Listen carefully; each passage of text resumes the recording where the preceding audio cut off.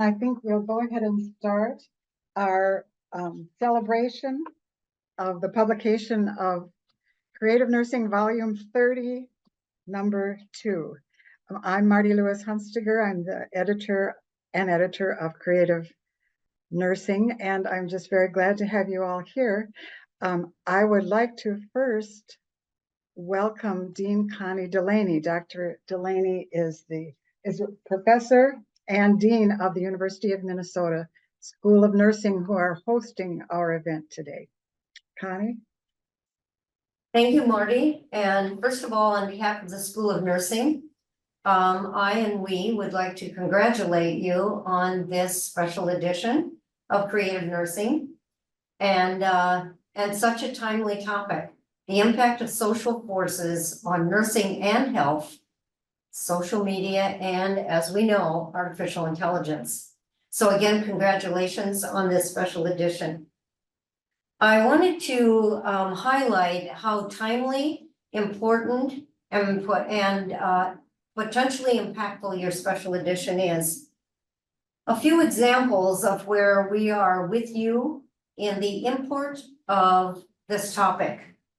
A year ago, we announced a special initiative that was entitled Examining the Ethics of AI in Nursing and Health. And we're very fortunate that one of your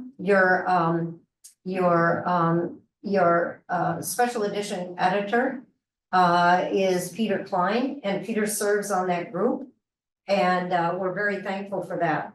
We launched that special initiative just as you are doing this special edition due to the absolutely timely nature and the pervasive expansion of AI in personal and professional lives. We also are very in sync with you related to the Nursing Knowledge Big Data Conference in its 13th year. In fact, it's going on today. We're finishing it today. It's also had a major spread and now high import of artificial intelligence.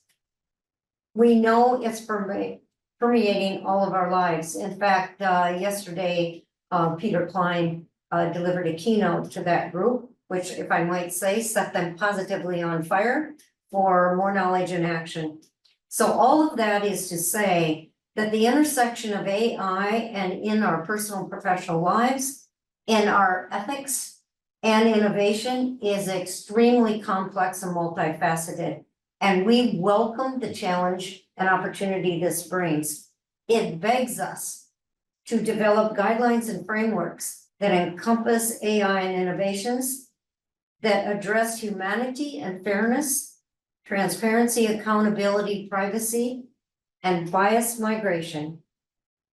And we are up to the task. And again, thank you for your wisdom, foresight, and contributing to this area of massive import to our lives. Before I conclude comments, I would like to invite everyone to pause in quiet and join in the land acknowledgement that I will read now. Earlier this week marked the 100th anniversary of the signing of the Native Citizenship Act, which recognized the indigenous people of the United States as full citizens 100 years ago. Following on the tales of voting rights for Black Americans and for women. As we gather a century later from this historic first step, we acknowledge that the University of Minnesota Twin Cities is built within the traditional homelands of the Dakota people. And as we host you today, that includes you. We acknowledge and honor the peoples on whose land we live, learn, work, and today celebrate as we seek to strengthen our relations with our tribal nations.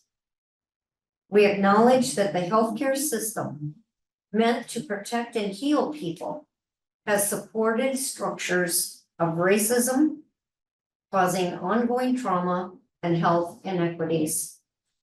And most importantly, we recognize that words are not enough. On behalf of this School of Nursing, the University of Minnesota, and you joining us today, we will ensure that this institution provides support, resources, and programs that increase access to all aspects of higher education for our American Indian students, staff, faculty, and community members.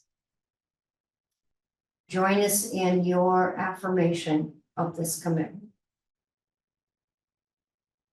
Thank you, Marty.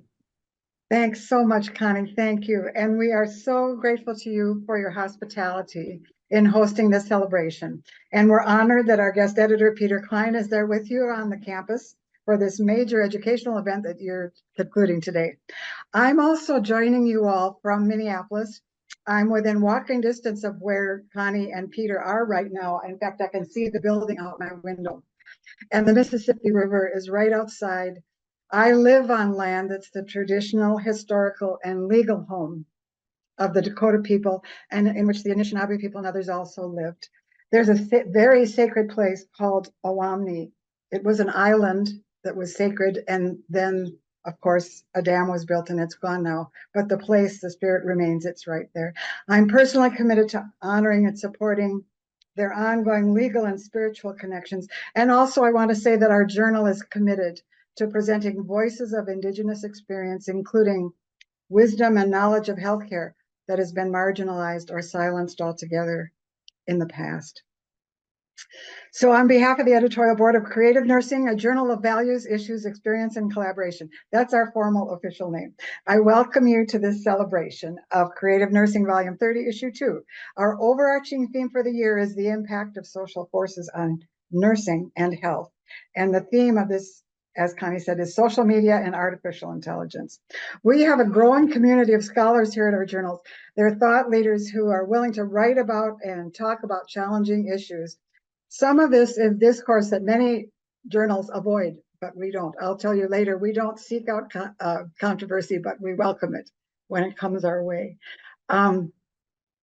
It's always so exciting for me to see repeat authors. There are authors in this journal who've published with us before, including Atisham Yunus, Stacy Reynolds, Susan Hayes Lane, Tammy Haley, Dana Brackney, Jenny DeGagne, Bridget Carter, and Stacy Cropley. So I'm not going to expand much on the other articles here because they'll be doing that.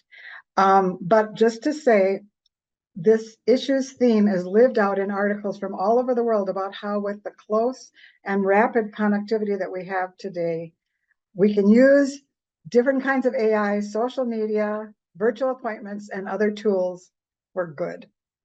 This is the list of articles that you'll be hearing about today. And as you can see, they do come from all over the world. And there are different kinds of articles. There are reviews, there are opinion pieces, but the connection is connection. The connection is connection. So we at the journal are going to make the most of these tools for disseminating knowledge while also calling out their dangers. And we're encouraging others to do the same. So please listen for the creative ways our authors talk about and use these tools. I'd like to tell you a little bit about my own editorial, which I called Uncovering and Expressing Our Purpose. Two of the articles in this journal were especially quotable. They all were, but there were two. And this title of the article came from Peter Klein's article. Peter's chairman of Educated Change, which is a team that helps companies align their online presence with their purpose. So the connection between your purpose and your online self is close to his heart. He used ChatGPT to analyze his own social media presence. And what he says is, this is a quotable quote, "If I care enough about a subject to write or share it on public platforms, those subjects could hold clues to my purpose or why I do the things I do."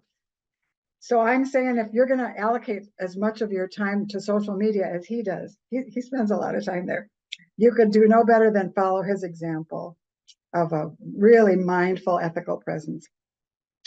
The other quotable article is by Susan Hayes Lane at Appalachian State University and her colleagues.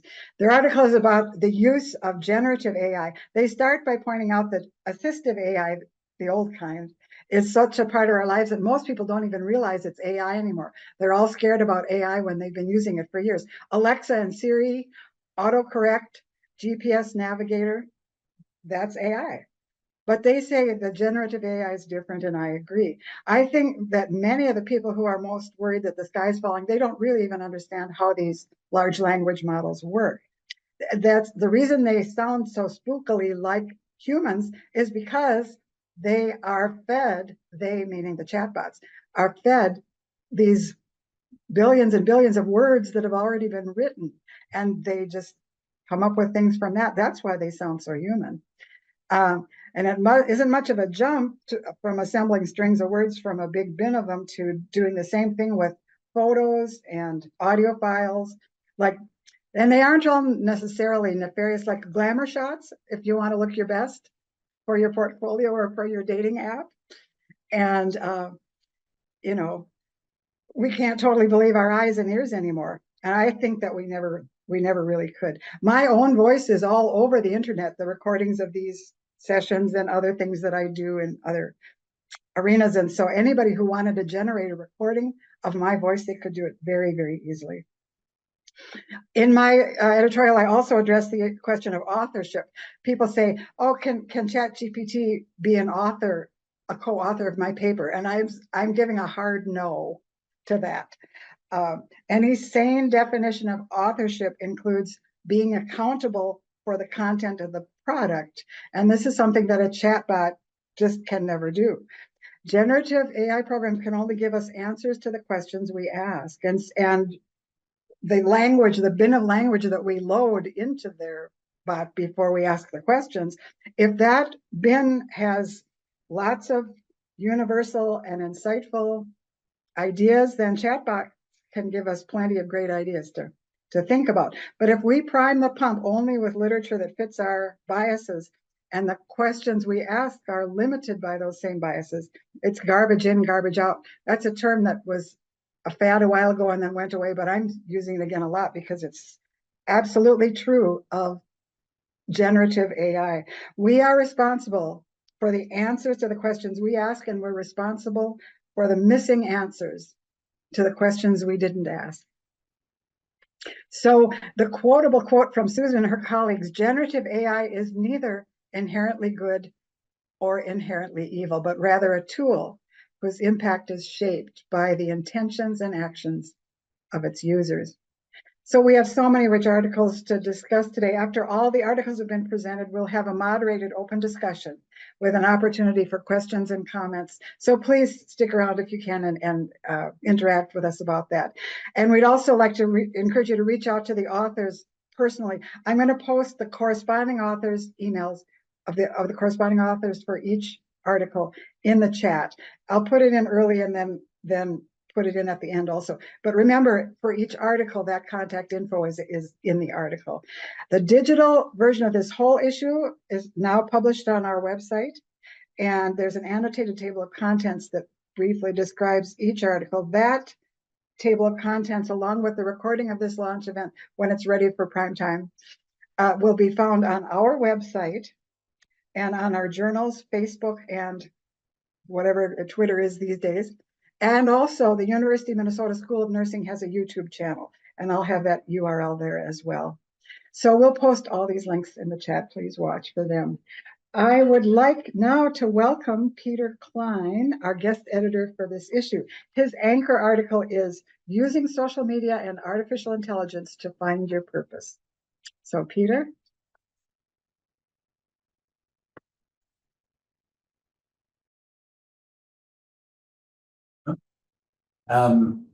Good. We're set. Good morning, good evening, good afternoon. And Marty, thank you. I wouldn't be sitting here today without Marty because she did help me through the dynamics and the challenges that go to creating this journal and all the things that we don't necessarily have to do in the business world, where kind of prove what it is you're doing and say it the right way. Marty, thank you.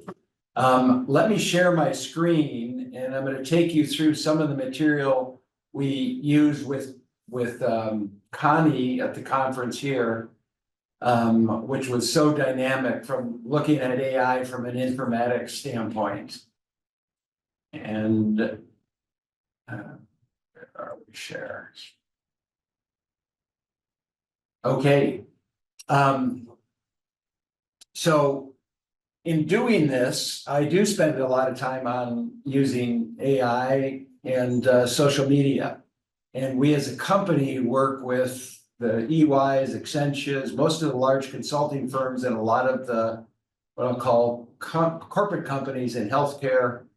And one of the things that we found is that why do you want to understand the overlap of AI and social media and purpose? So we were asking ourselves the question, I've got to figure out how to move to the next slide here. There we go.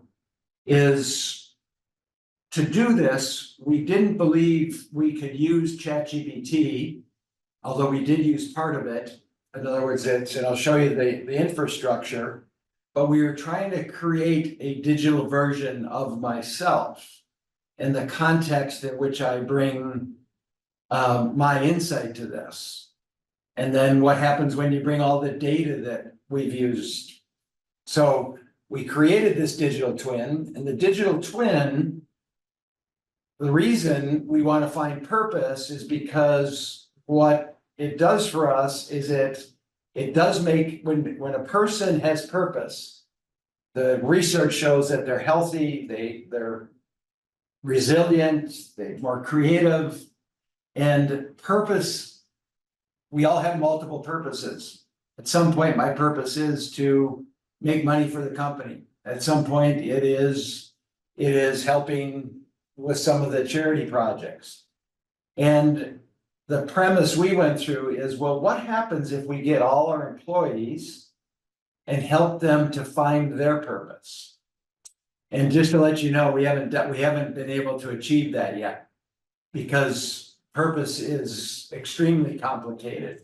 If we look at what we had to do, we had to say, well, if in fact that there's 1 billion people that have adopted this technology, the large language models or AI, in the last 18 months, it took Facebook 5 years to get to 100 million people. And that's how fast this is moving. It's also absorbing data about us as humans at a very rapid rate. So the advanced AIs, and those are the ones that are being used today by Google and Apple and OpenAI, Anthropic, a number of them. They're consuming 8 trillion words a month. Now, why is that important? Because as it learns and understands these words, it changes the outcome of how we use this technology. So there's a massive change that is actually coming with this. And of course, our data gives context to the way we think. So every piece of data, me sitting in this office, changes actually how I present. Because I look around and I see all the parts that affect my brain. So the idea was, how do we bring this context to the large language models? And the context has to do with my life. To start, we had to build an infrastructure of tools in order to make it work. Because what I didn't want to do is I didn't want to share all of my personal data with ChatGPT. And what I mean by that is every time we do a transaction into the normal ChatGPT, it will consume that, and how they use it today might be different than how it's used tomorrow. So we wanted to create layers in order to make sure that we were safe. The other thing that most of these current AIs do is they give you generic. In other words, it's billions of lines. It's trying to predict what the average person would like. So unless you give it context about you, about the people you care about your life and your circumstances, you get an average answer. Anyway, so we gave it a problem, and we then gave it some experts in the area of finding purpose, gave it more context, And then we really, as we questioned it, we said, we want you to give us the answers that wouldn't be normally predicted. Because otherwise, I probably know those. And most of the people around me do. And so we wanted to answer questions, not just about finding purpose, but probably the most important is, what is a question that Google can't answer? And how much of this is of me can it do now? Can it respond to my emails? Can it respond to WhatsApp? And so we started to talk to the AI, and the first output, of course, has bugs. It doesn't know, but it gave us some good insight to discovering purpose. Well, how did it do that? The way it did it is, the first thing we said is, let's give this tool, this digital twin, access to all the major platforms. So we created an API that goes out there. Our software sits in the back end of that. We then upload whatever social media data we need. We then created digital twins for these people. And they're all experts in finding purpose. Simon Sinek, probably the biggest. Brene Brown, everybody's probably heard her podcast, quite famous in her work on authenticity. Carol Dweck was the mindset person, and Daniel Pink is a big speaker. Viktor Frankl's no longer alive, but he wrote Man's Search for Meaning. And what we're doing is we're saying, compared to all the information that's out here generically, we want to put a higher content to these experts. And then we'll give it context, and then we'll ask it questions, and it'll all be processed through APIs here. And what happens is, for instance, for my context, it drew this lovely picture of me and said, my dyslexic brain is probably going to change, again, the way I look at it, because I have to listen to things more than I actually have to read. And you can see the complexity that shows up in my life. And all of this context changes the way I look at things, basically, and how I will take the advice from the experts, as well as the social mirror that shows up through the large language models. And then, and this happened after I wrote the paper, we added more of my health data. And the health data is done by this device I wear, which is a Whoop, which really looks at heart, body temperature, the metrics that we would usually have. And so it also tells me that I recover quicker when I have these things that are in green. So if I take a cold shower, I actually like to fly. Somehow it's good for me. I haven't figured that out. And of course, what hurts me is things like social fulfillment, alcohol. Those two usually go together. And so that's actually hard in my heart. The other thing we were capturing is stress. What is it that stress does to my daily routine? What meetings cause me stress? Looking then again, and this continues beyond this paper, is if I'm working towards purpose, why would I have stress when I'm talking about it? We don't have that answer yet. And then lastly, it has an AI that creates content that can feed my AI. And I asked it about my heart. And it said, basically, don't worry, everything's running as it has for the last 3 months.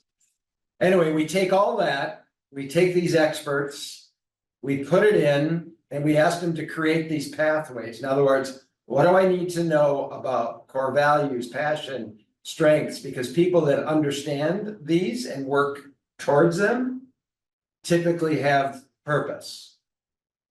And again, you can read this in the report if it interests you, but basically, what does Viktor Frankl think about these? What does Daniel Pink? And then we asked it to look at the data. Look at the data from the perspective of both people that are in my network, because WhatsApp and LinkedIn tell us that, and look at our personal communication, professional communication, thought leadership, and where we talk about legacy items. It has that, as it looks at those pieces, and what does the data say, which is, hey, if you wrote about it and your friends care about it, chances are it's a passion. It is a purpose. And out of that, of course, we took and we went through kind of multiple steps on this and lots of questions. And then of course, as we did instance of the paper, we had to go back and dig more into this. But what are the pathways? What's the data? Where does it show up? And then what did it identify? It identified that I focused in these areas in most things that I talked about on LinkedIn, and little insights like 70% of my LinkedIn posts, I actually tested with close connections of mine on WhatsApp. So now I can look, and I've been watching it, is I do feed it to these people. If they don't like it, it doesn't go up.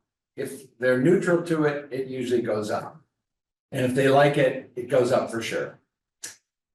The answer it came back was this, that I use love to empower individuals and businesses to amplify their purpose, help them build communities, and make AI safe. And that was not a surprise because I know where a lot of that comes from. But now as I use my digital twin to write or created this presentation, it's really quite good at using the kind of language that I would use. What did it miss is Marty, and I forget when you said this to me, Marty, but you asked me about, did you take into consideration the native perspective?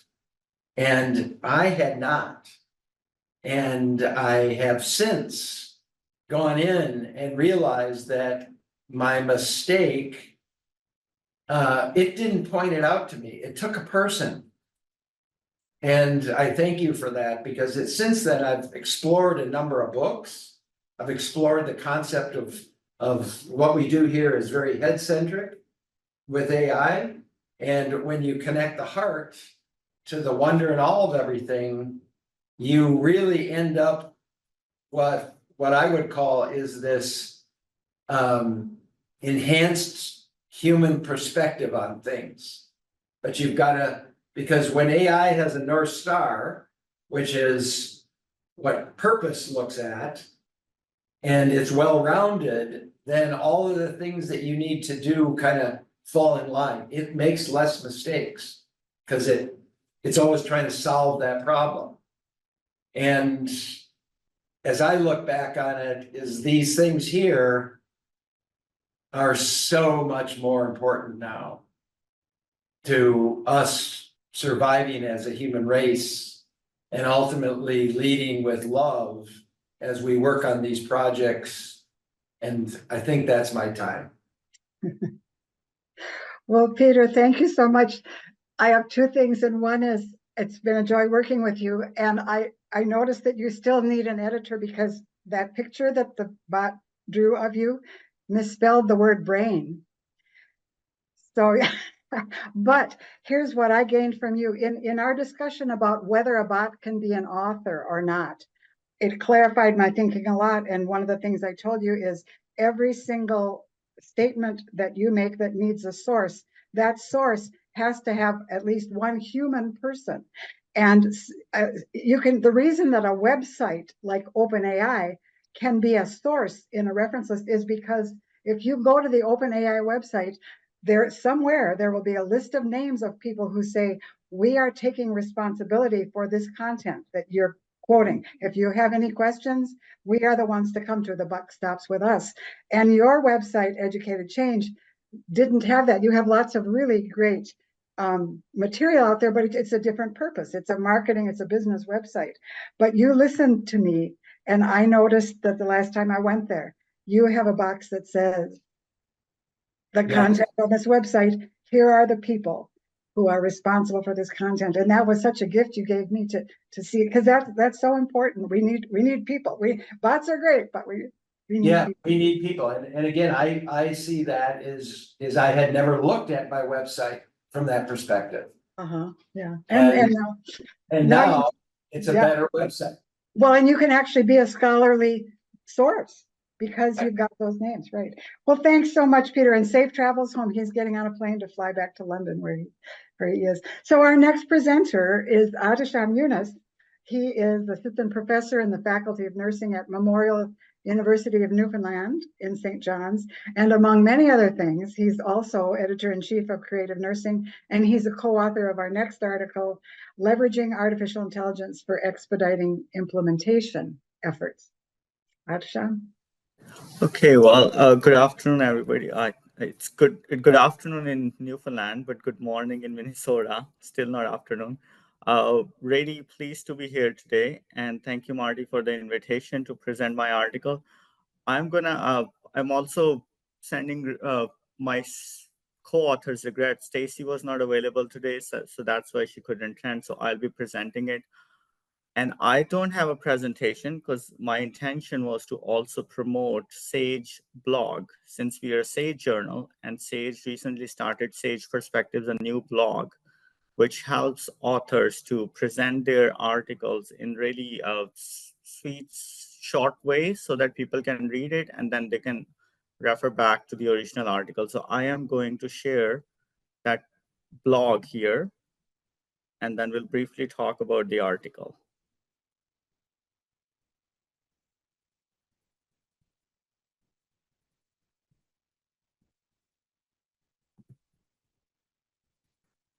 I hope everybody is able to see my screen.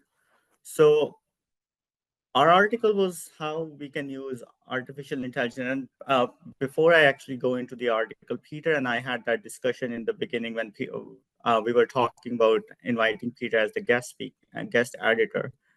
And Peter kind of suggested that idea, perhaps maybe talk about artificial intelligence in terms of translating research or knowledge into practice. And that's where we got the idea of like talking about implementation science in general. So what implementation science is usually research, we publish all these papers and articles. Once these articles are out there in journals, it takes around 15 to 17 years for this published research to actually make into real world practice and policy making. And there's evidence that about 85% of the research is never used in practice. So all of these articles that academics are publishing could be maybe just not either uptake by the public or like we just maybe consider useless. So implementation science is a new field which kind of try to expedite the translation of that evidence into research and practice. So as soon as we publish an article or we conduct a research study, we try to use behavior change techniques to translate that evidence into practice so that it can make real difference in people's life. So our article was looking at how artificial intelligence can help us in quickly translating published research into real world practice and policy making. So as I mentioned, it takes 15 to 17 years for research to take into practice, and we're trying to bridge that gap. So in this article, we are making a case that AI could be a really useful tool in order to expedite the efforts that implementation scientists are doing in translating that evidence. And there is a lot of literature in terms of how we can translate AI into practice and looking through an implementation science lens, but we're not really finding any literature which kind of speaks to the idea of like how AI could help us in translating or expediting our efforts in implementation science.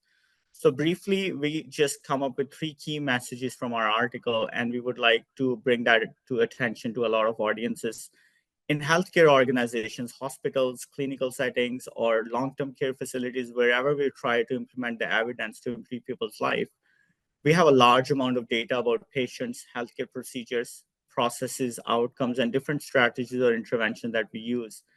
And these large data sets are sometimes so complex to be handled by humans, and it could take a lot of time. So what we're suggesting in an article is probably AI is most effective way to manage these large data sets. And once we are able to manage these data sets and assess or explore some of the patterns or possible issues that we're experiencing or barriers that could lead or affect our ability to translate research into practice, AI could really help us to hone on to those areas and then take that evidence and come up with more implementation strategies that are actually targeting those barriers.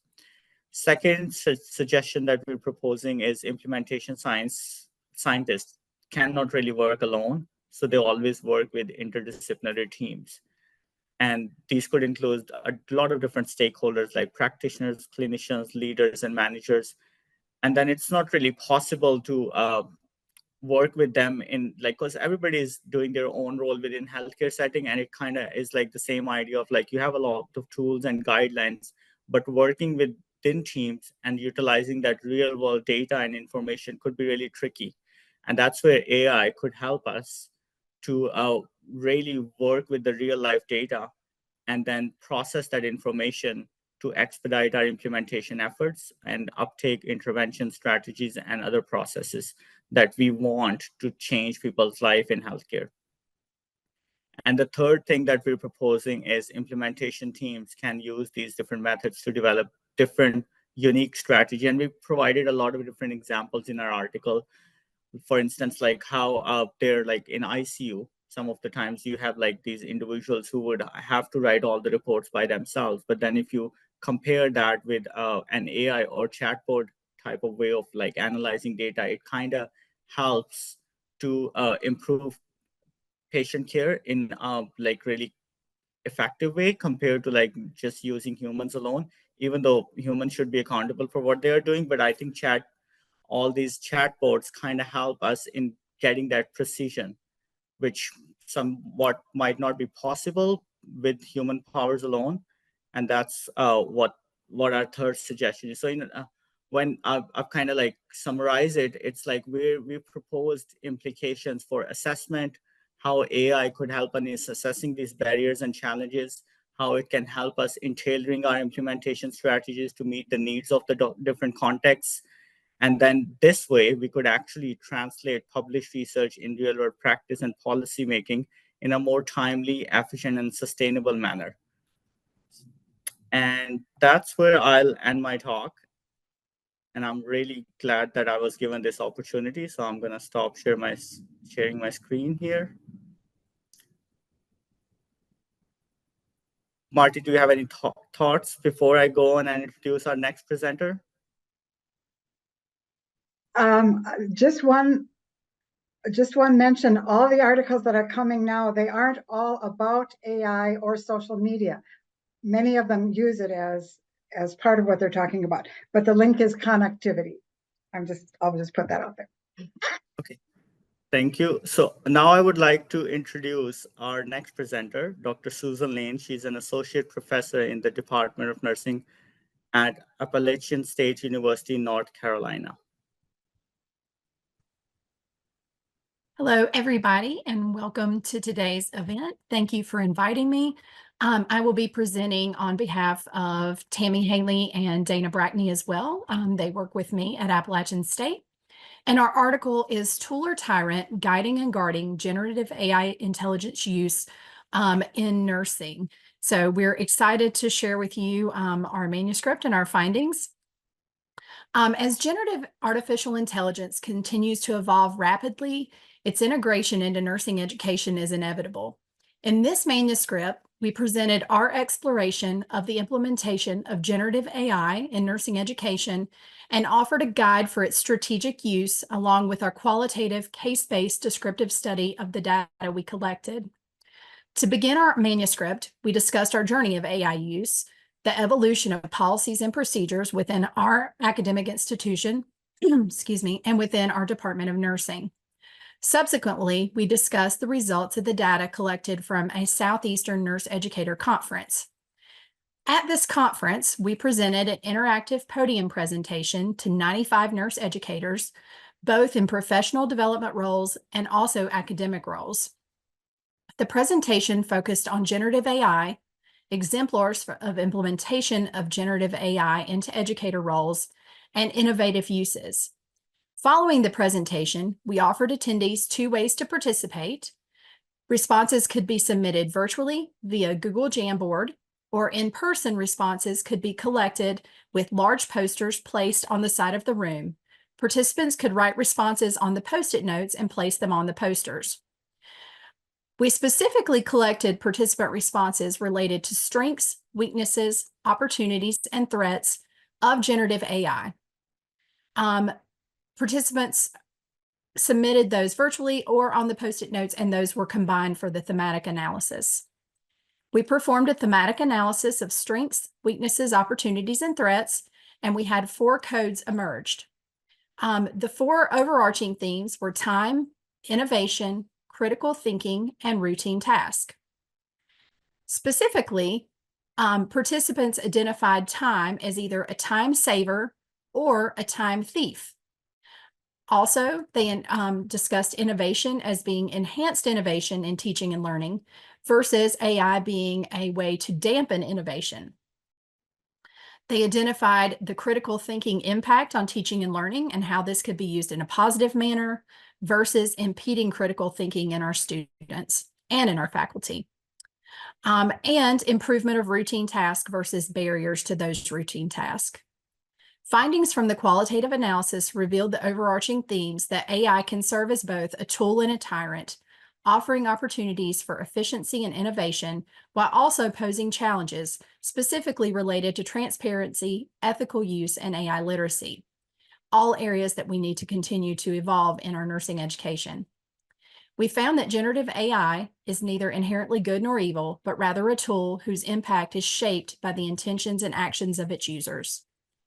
By establishing ethical guidelines, fostering AI literacy, and promoting responsible implementation in nursing education, with a clear articulation of our expectations, nurse educators can guide and guard the use of generative AI. It is critical to recognize the rapid evolution and expanded integration of this technology, and also critical that both students and faculty continue to focus on endeavors that support AI literacy, ethics, and transparent use. Despite the concerns, the transformative potential of generative AI to enhance teaching methodologies and prepare students for the interprofessional healthcare workforce provides a multitude of innovative opportunities for teaching and learning. Thank you, and I'll be happy to take questions at the end.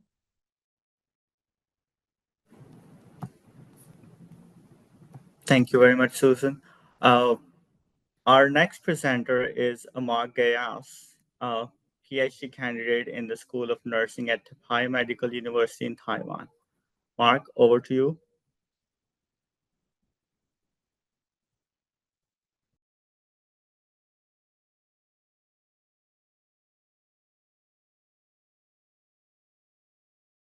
Greetings, everyone. I am Mark Yu Gayas, a faculty member of the College of Nursing in Benguet State University and a student at Taipei Medical University. This policy pitch is based on my interest in caring for older people and the recent scoping review on sarcopenia among older people in the Philippines. This study has already been published in the Creative Nursing Journal and can be accessed online. I am presenting on behalf of my co-authors, Professor Shushun Lee of the School of Gerontology and Long-Term Care, and Professor Fushi Lai of the School of Nursing, both in Taipei Medical University. Our question: among older Filipinos, can we prevent adverse health outcomes due to age-related loss of skeletal muscle mass, loss of muscle strength, or decreased physical performance? Our study says yes. Firstly, by institutionalizing sarcopenia assessment in the community and hospital settings, guided by our 5-point proposed solution, ISAAC or ISAC. The problem The population of older Filipinos rapidly increased from 7.53 million in 2015 to 9.22 million in 2020. That is 7.5% and 8.5% of the total population. Our country will be an aging society by 2030. 10 to 19% of the total population will be aged 60 and above. Aging among older Filipinos was characterized by declining objective and objective health measures. Sarcopenia and severe sarcopenia affect 6.8% and 6.4% of older Filipinos respectively. Sarcopenia among older Filipinos is associated with an increased risk of multiple adverse health outcomes. Our proposed solution: institutionalize sarcopenia assessment in community and hospital settings, strengthen health promotion programs to prevent sarcopenia. Specific programs may include risk assessment and management, nutritional support, appropriate physical exercise programs. Advanced sarcopenia prevention and management using the Asian Working Group for Sarcopenia Guidelines and the Filipino Normative Values. Accelerate sarcopenia research and publication. Commission the integration of sarcopenia prevention and management in the curriculum of various health programs. Our value proposition, ISAC, refers to a joyful person, such as the older Filipino, with an improved quality of life through healthy and productive aging. Sarcopenia is preventable, and aging is not equated with adverse health outcomes. Our call to action: the Department of Health Omnibus Health Guidelines for the elderly to specify sarcopenia in self and household care, screening, diagnosis, and management. This call to action support our proposed solution, letters I, S, and A. The DOST, Philippine Council for Health Research and Development, to prioritize sarcopenia in the research agenda. And this supports our proposed solution, letter A. And finally, for the Commission on Higher Education to facilitate integration of sarcopenia education and health professions program. That is all, and thank you for listening.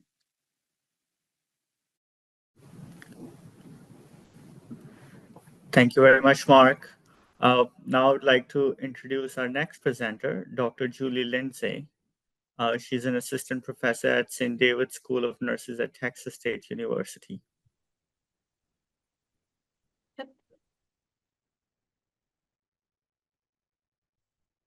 Sorry, I'm trying to get my video on.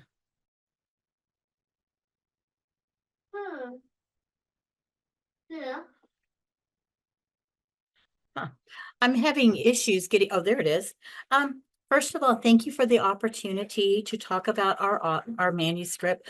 I am presenting on behalf of Dr. Stacy Cropley, who is a nursing faculty, Amy Bitton, Kelly Clary, who are both social work faculty, and Morgan Thompson, who was a graduate student.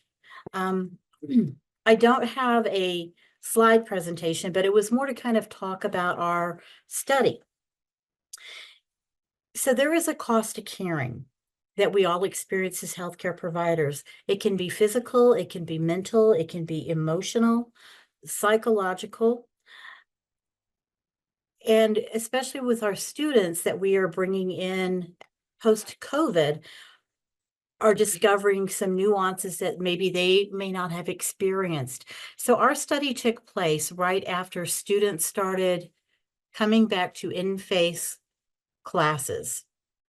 So previously everything had been online, and then it was kind of the introduction of the face-to-face. So our students were recruited by our admission counselor from the School of Nursing, who sent emails out.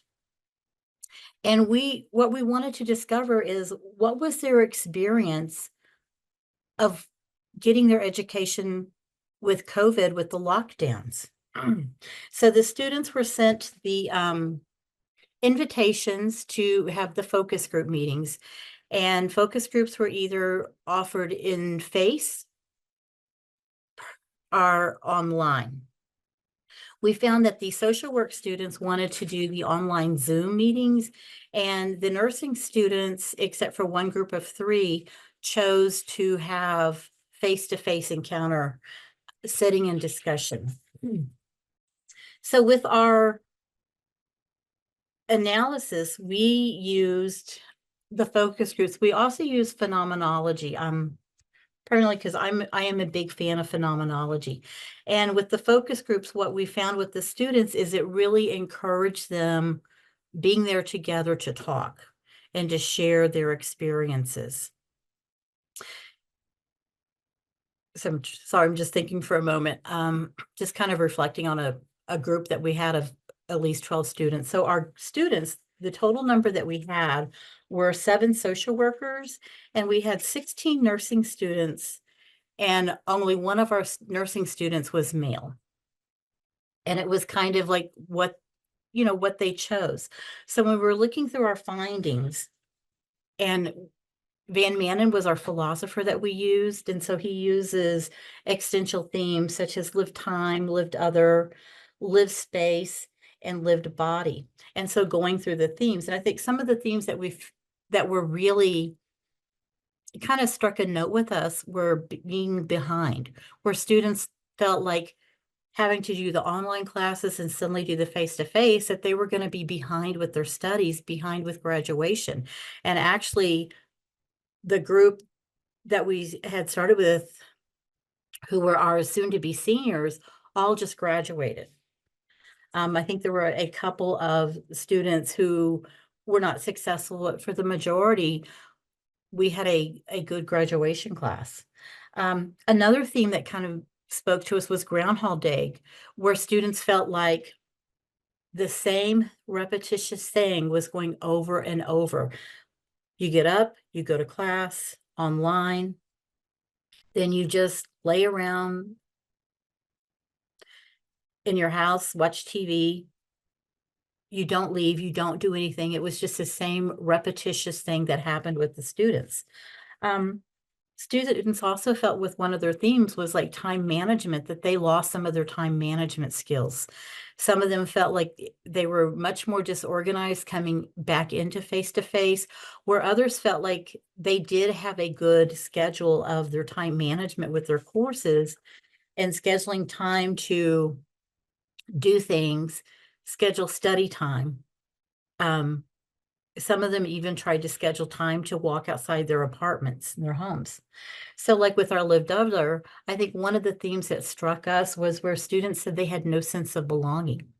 A lot of the students felt like they lost the college experience, that they lost being part of a group, they lost being part of an organization. And then trying to get back, and they found out when classes started back that it was kind of a struggle for them to reach out and do things and kind of be semi-normal post-COVID. And then students also had the fear of contacting COVID. A lot of our students experienced loss and death related to COVID with family members and friends. So there was that fear of having COVID. Another theme that we found was being alone, that students really struggled with being alone during COVID and the lockdown, not being able to socialize, not being able to see other people, to see their friends, to see their families. And even though they were able to have some clinical time, there was a fear from their families that they would bring COVID to their families. So they were isolating themselves. And then going on to the lived body theme, I think personally for me, one of the sub-themes that really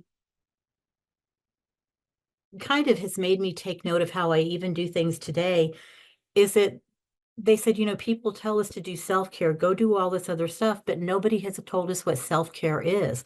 So it's like, what is self-care? And I think that has impacted us as educators where I work at, is that we realize that you think that everyone knows what self-care is, but realize these were young 20-something people who may not have gone out, had a lot of life experiences, who truly didn't understand what self-care was. And so it was like educating on mindfulness techniques. What was mindfulness? Telling them ways to practice mindfulness, to talk about the deep breathing, to talk about the guided imagery, yoga that you could use on YouTube. And maybe some yoga exercises. And like I said, I think that one just kind of caught us off guard a little bit. And then some of the other students talked about, is this career right for me? Do I want to stay a nurse after everything they had seen? Because they were able to, when they would go into clinical, the short staff, the high acuity of patients, the burnout, the compassion fatigue that they were observing, and it made some of them reflect. And most of them in their reflections felt like they were in the right career, that they had questioned it, but they found like their calling was to care for people and to be present. And COVID kind of helped solidify that decision for them. Students also talked about what was healthy, like what foods should they really eat, which was kind of surprising, but to maintain a healthy diet. And there was limited food. In some of the stores, there were long lines. So it's kind of like what was healthy, what was good, what were good choices. And some of their recommendations that they said it would have really helped if perhaps there was a sheet that went out, like a monthly little check-in sheet that went out saying how things are, and maybe simple recipes that they could follow that were not expensive. And students also talked about having access to counseling, whether it was online, in person, group counseling, but having some resource to help them kind of cope through some of the issues that were happening with COVID. And I think so for us, some of the things that we looked at and we're following and kind of like implementing for now is that trying to like help them understand what is self-care, what can you do? What are some healthy diet choices that you can have while you're a student? I think some of the limitations with our study is that it was just a certain institution that we had, and most of our students were in Round Rock. We also have a campus in San Marcos. And so there may have been some differences with the social work students and the nursing students with food insecurities. But I am open if you all have questions, and I appreciate it. And thank you for entertaining my granddaughter in the background. Thank you, Julie. I mean, like the challenges that you've shared, the students have, and I'm a huge fan of phenomenology as well. And all of those challenges, I think we can resonate with those challenges like at all these other universities as well. So thank you for sharing that.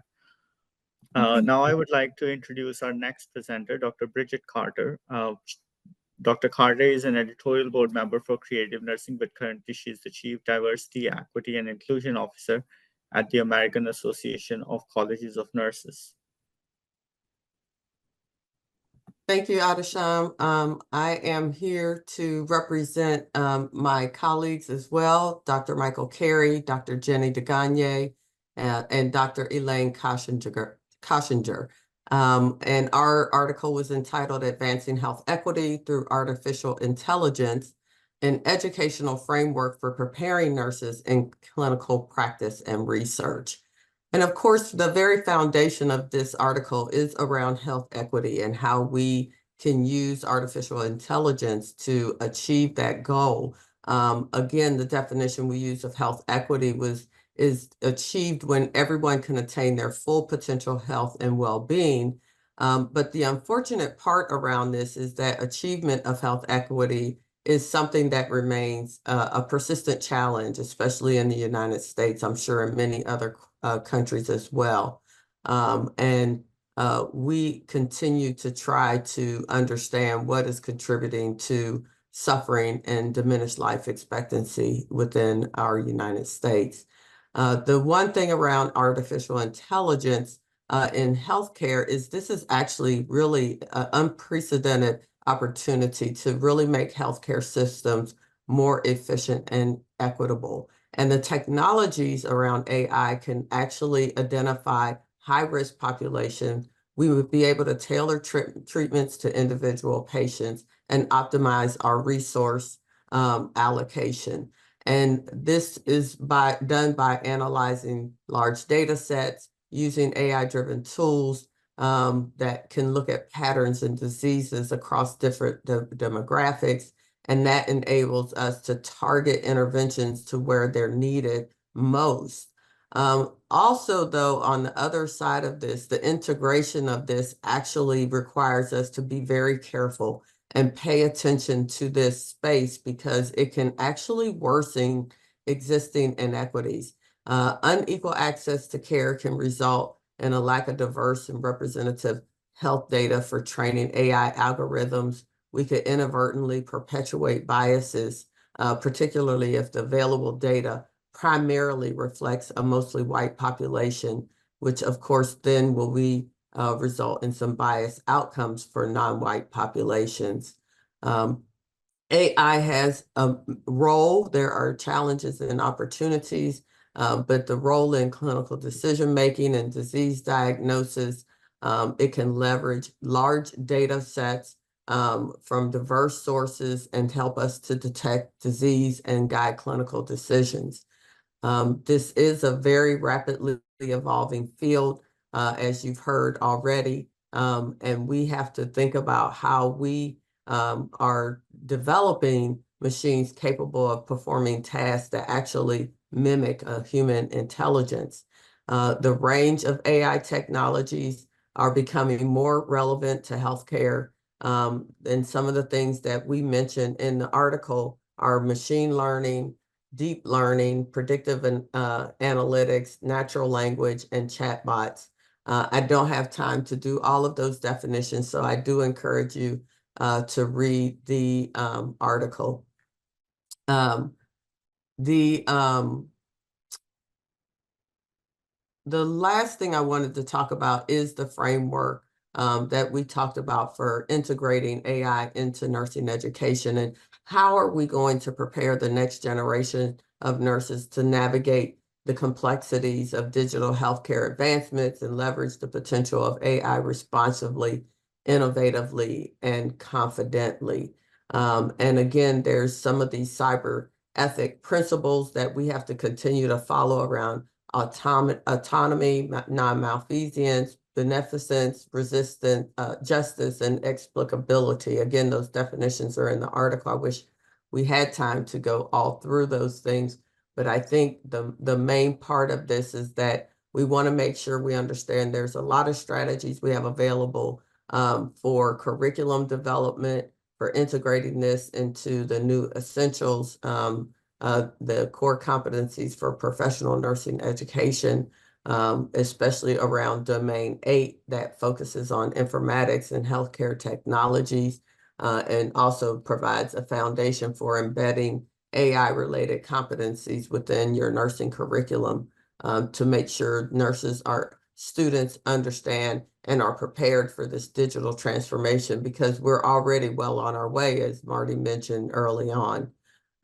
Again, there's our training roles, activities, and competencies of nurses in clinical and practice and research.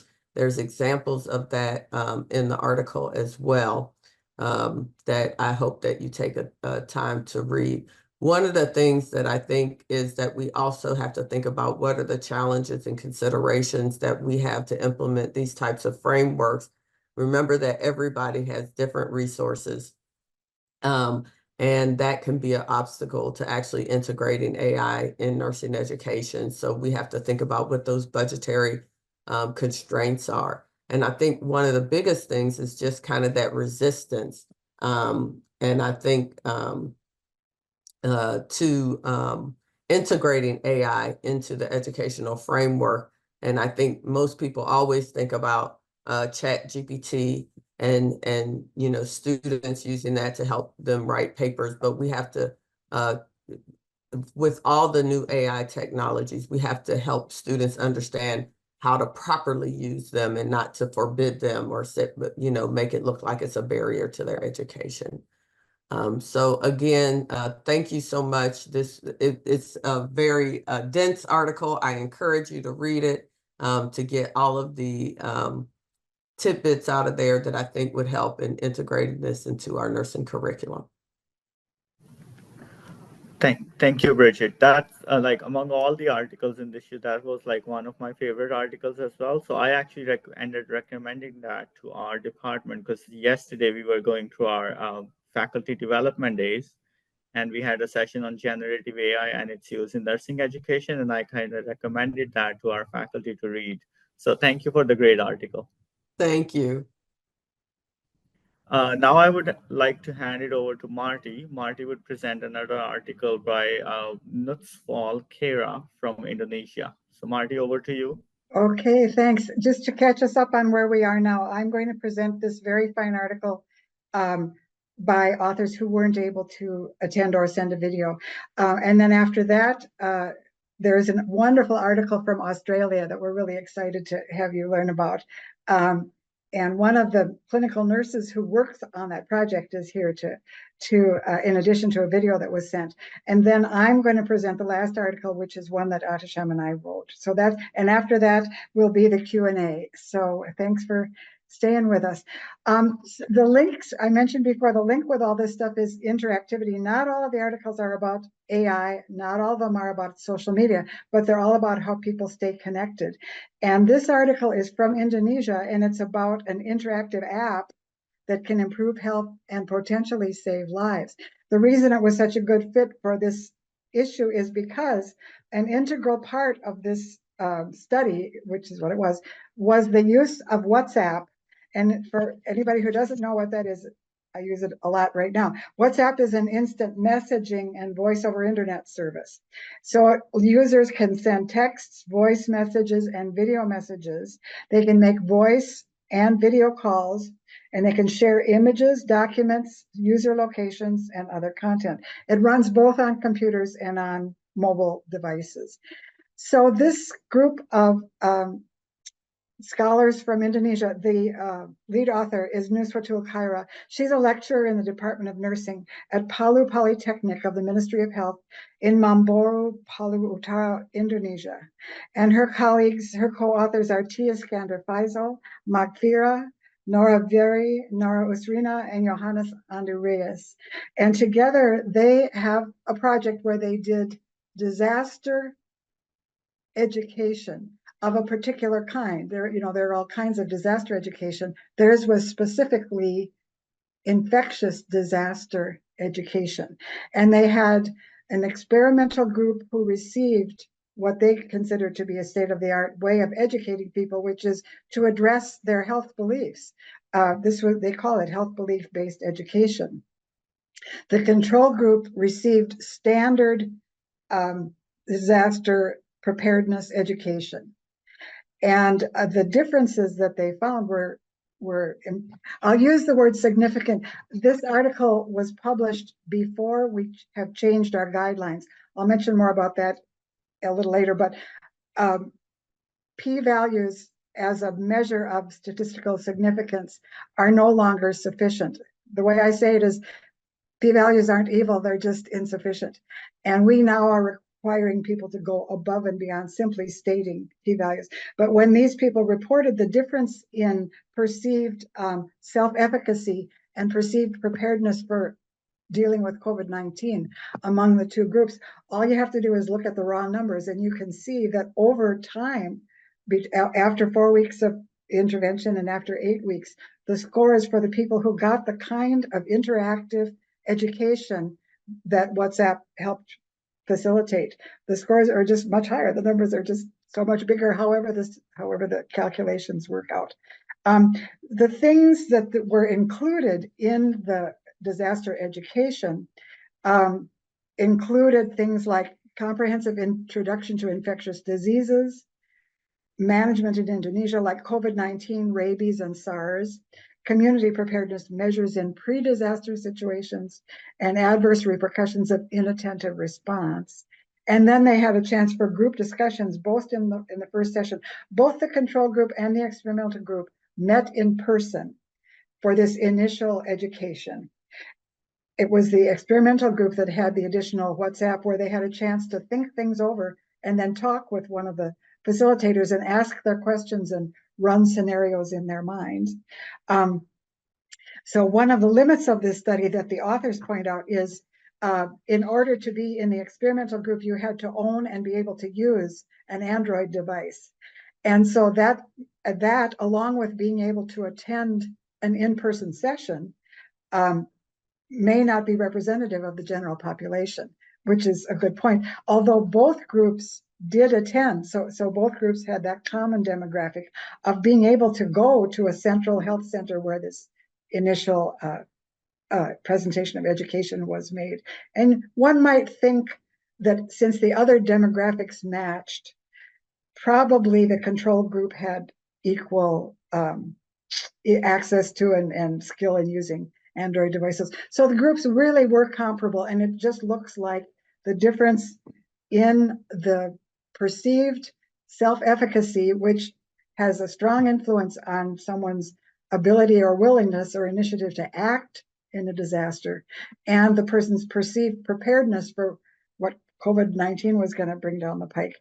Those numbers are quite convincing. So I hope you will look for this article. The email contact of Nusratul Khaira is there at the bottom of the article. And we've also posted all of those emails in the chat as well. So I'm going to now hand the spotlight or the microphone or whatever it is back to Atisham, who will introduce our next article. Thank you, Marty. So our next article is from Australia. It's titled Advancing Pediatric Care, the Virtual Kids Experience in Nursing-Led Audiovisual Clinical Services. And we'll have a video for as a presentation, but like after the video, I would like to invite Dr. Joanne Henderson to share a few words about the article. Thank you. Network here in Sydney in the state of New South Wales in our beautiful country, Australia. Firstly, we would like to extend our appreciation to Marty, Creative Nursing and Sage Publications on behalf of the entire Virtual Kids service. The article that I co-authored is titled Advancing Pediatric Care, the Virtual Kids Experience in Nursing-Led Audiovisual Clinical Services, which overall describes the development and expansion of our innovative service across the last 3 years. The Sydney Children's Hospital network includes 2 quaternary referral paediatric hospitals in Sydney, again, a city in the state of New South Wales, Australia. The overall background was initiated due to paediatric emergency department visitations increasing across Australia exponentially, with motivators involving parental expectation to receive specialist care and believing that the child is sick and needs a hospital over a general practitioner. A need was also seen for requiring a collaboration with paediatric specialty-centric models working more with primary healthcare. The society we live in was also becoming more comfortable with technology, which accelerated during the COVID-19 pandemic. Additionally, audiovisual modalities demonstrated a greater benefit and impact for clinical assessments. From the Sydney Children's Hospital network perspective, 2021 data depicted over 170,000 children admitted in the hospital, whilst over 1 million children attending outpatient visitations, which got the network thinking of how to better support and provide patients access to care closer to home and to facilitate the right care at the right time. Therefore, Virtual Kids Service was established in June 2021, which was designed based on the New South Wales Telehealth Framework and Implementation Strategy of 2016 to 2021 to embed a sustainable telehealth service. The establishment of the service was implemented by 8 paediatric specialized clinical nurse consultants with a variety of subspecialty expertise. The service was also supported by a group of 6 paediatricians for escalation if required, and a group of registered nurses with the collective approach of providing care 24 hours a day, 7 days a week. The service was reached via a single access point at the network through a hotline number. This access point facilitates information, communication, and clinical advice for the children requiring paediatric care. All of the clinical assessments are then converted to audiovisual consultations. virtualKIDS' primary objective was based on the aim of providing patients access to care closer to home and to facilitate the right care at the right time. The objective was separated into 3 elements. Firstly, reduce hospital admissions, length of stay, and associated resource allocations. Secondly, support and collaborate with local clinicians in delivering pediatric care closer to home. And thirdly, enable children to spend more time at school and with their local communities whilst minimising parental and family unit disruptions. In total, virtualKIDS have supported 11 different models of care so far, which are all described within the article regarding commencement date with their corresponding preliminary data. virtualKIDS is still developing and expanding, which includes evaluations of all the models of care and their corresponding outcomes. This includes reviewing patient satisfaction and disposition, volumes of the referrals to the service, repeat visits to the emergency departments, and length of stays. virtualKIDS is always identifying better ways to further implement innovative telehealth modalities into different models of care, whilst improving community health care linkages. This also includes further expansion into providing further clinical advice, coordinating non-urgent hospital transfers, and remote monitoring. Again, virtualKIDS would love to extend our thanks to Marty, Creative Nursing, and Sage Publications. Thank you so much.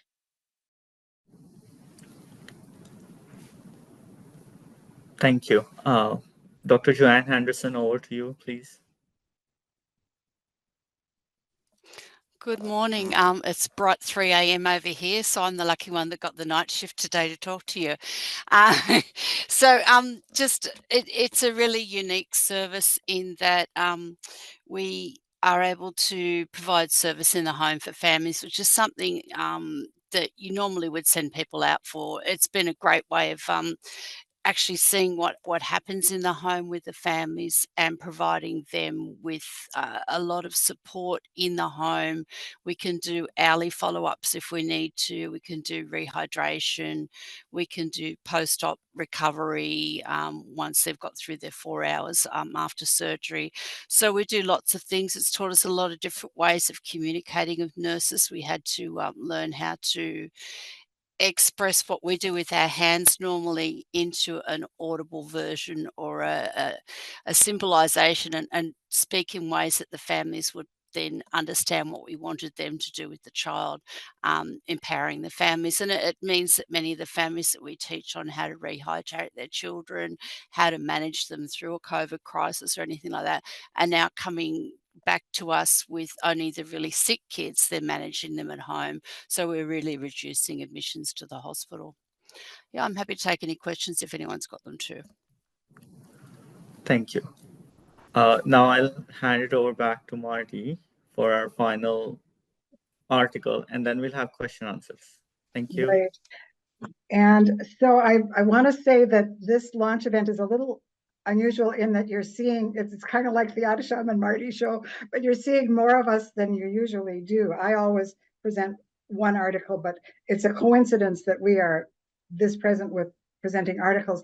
But we took this opportunity to write an article. This is our first anniversary of our new partnership with Sage Publishing, and we wanted to kind of memorialize that by talking a little bit about the history of the journal and also our future directions. So in the article, please read the article because it's an interesting history. This journal started as a 4-page in-house newsletter and is now, I think our 2023 volume was 400 pages of peer-reviewed, scholarly, international indexed publication. So that's been our journey, and it's just been a really wonderful journey. Springer Publishing was our publisher for many years and were a great partner with us. And then last year we joined Sage Publishing. And the founding vision, this journal was founded by Marie Manthe, who is a pioneer in primary nursing and started one of the first, if not the first, nursing consulting services, which has grown to, it's now called Creative Healthcare Management. But through all of the changes, this journal has been a medium for broadcasting insightful ideas to the universe. That's our goal. The founding vision has been kept as we became international, and we are interdisciplinary too, very much so, with robust peer review. Our expanding editorial board, which is international now, is committed. Our commitments are especially to nurturing novice authors and encouraging submissions from around the world. We consider articles that a lot of journals automatically reject, those with small n's or multiple variables, and the ones where the results didn't turn out the way the authors expected, those are very valuable too. We can all learn from those articles, but some journals don't want articles like that. I don't quite know why. And while we don't seek out controversy, we welcome submissions on topics that many journals avoid.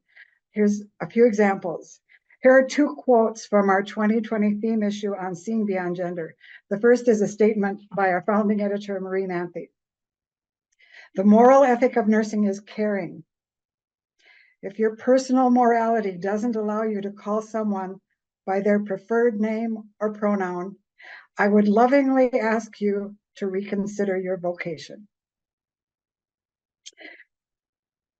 And from another article, not only women menstruate, have cervixes, get pregnant, and lactate, some men do.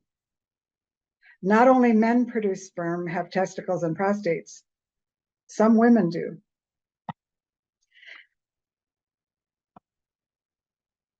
There is another article about nursing students' knowledge of euthanasia for unbearable mental suffering, which is legal in Belgium, the country where that article comes from. And when that author first reached out to us, he said, nobody wants to touch this article. And we said, we will publish it. They say nursing students are the students of the future.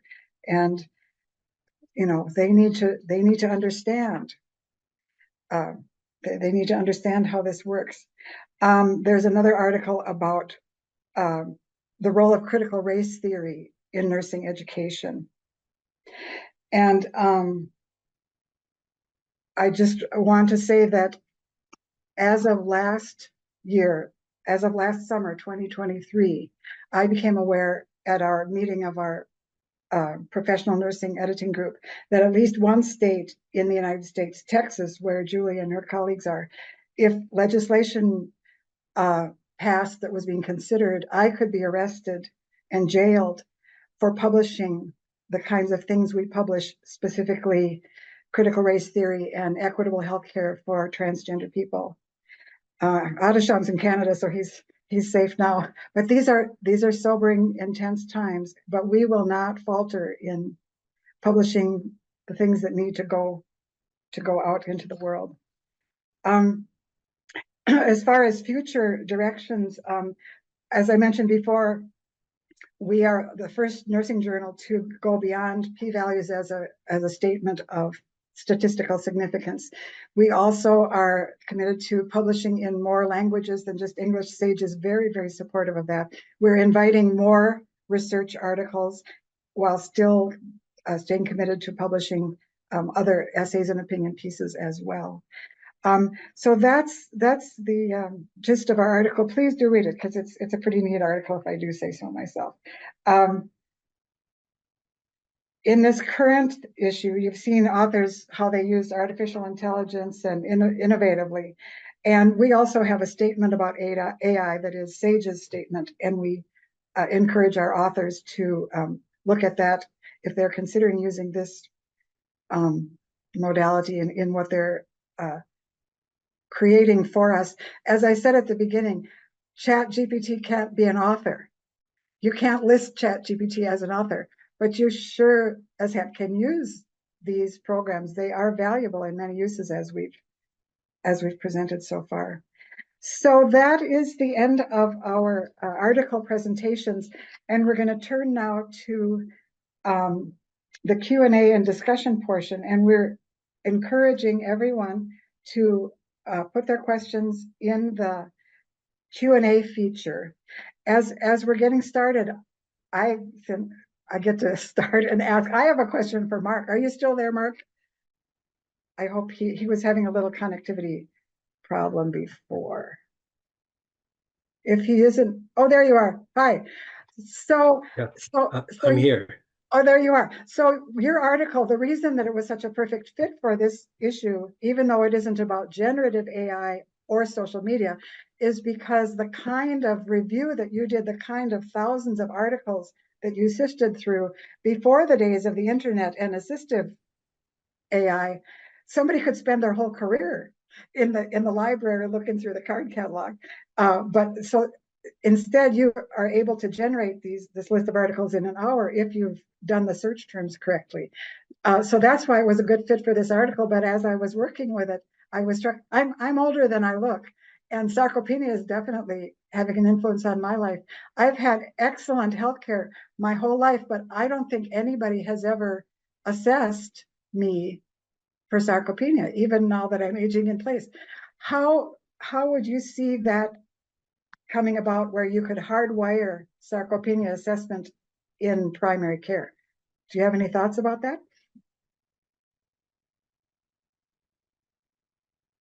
Yeah. Thank you for the question, Marty. And yes, please allow me to turn off my video.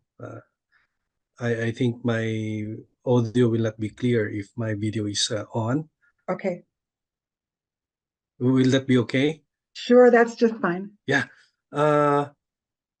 Yeah. Thank you, Marty. You were able to say exactly how AI helped us in this review before I answer the question. In fact, AI helped us access the database, of course, with the appropriate search terms. And with AI, we were also able to classify properly what are to be excluded before we manually reviewed the abstracts. And yes, we found out that sarcopenia is often missed in primary healthcare. And even in our country, this is not even included in our package for geriatric nursing. And recently, we have updated our universal healthcare law, and this is an opportunity for us to tell our lawmakers to specify sarcopenia in the community setting before it becomes a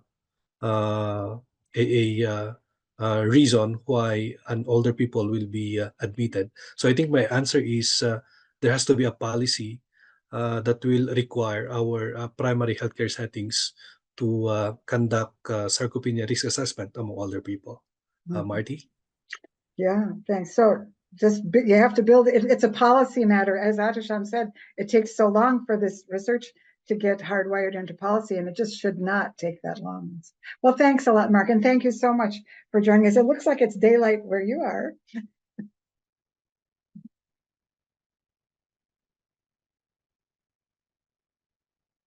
Atisham, you want to be the MC now, or what?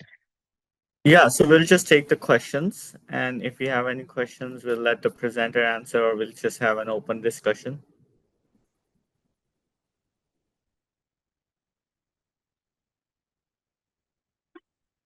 Any specific questions for any specific presenter? Oh, were there some questions in the Q&A? I haven't. Okay, I haven't seen any questions. Okay.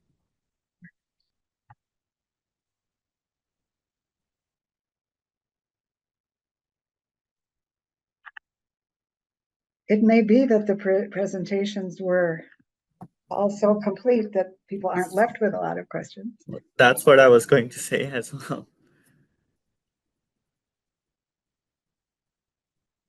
Well, I sure want to thank Joanne for getting up in the middle of the night.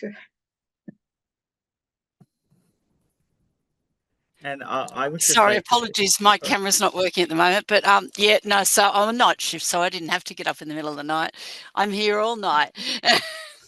Gotcha. Oh, so you're actually you're manning the Yeah, I'm on the phones tonight. Yeah. All right. But it's still very dedicated of you to be here. Thank So, you. yeah. So are there any other questions? If not, we will wrap up, but we sure don't want to cut off discussion if people do have about individual articles or about the theme itself.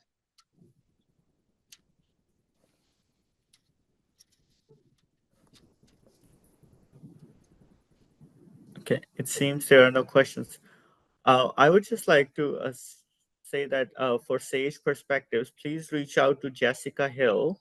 And if you can't reach out to her, she'll probably reach out to you herself. And she'll probably be asking people when she finds some interesting article, she'll request you to develop a blog post. And then that's another way of promoting the articles because it kind of helps in with the outreach of our articles.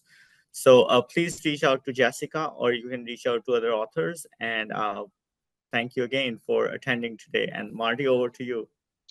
Thanks a lot. Yes, the article about virtualKIDS is just newly posted on SAGE Perspectives too. So thank you everyone for attending, and we'll see you next time. We don't have the date set. Our next issue is consequences and disruptive solutions for social violence. That issue will come out sometime by the end of August, and the launch event for that issue will come out, will be sometime between mid-August and mid-September.